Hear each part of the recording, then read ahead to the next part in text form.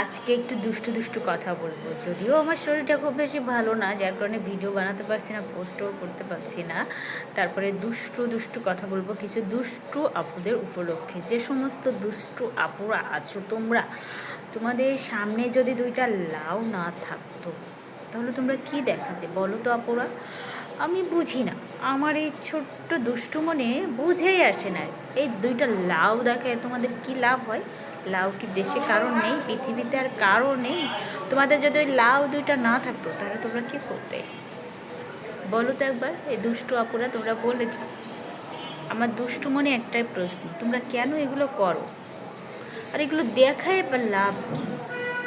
কারা দেখে?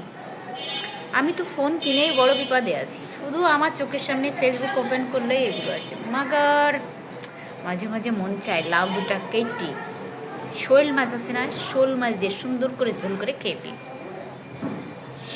সবাই যদি একত্র হয়ে তোমাদের এই লাউ সব কেটে কেটে শোল মাছ দিয়ে ঝোল করে খেয়ে ফেলে, তখন তোমরা কি করবো আপুরা বলো তো? ভালো হয়ে যাও, বুঝছো?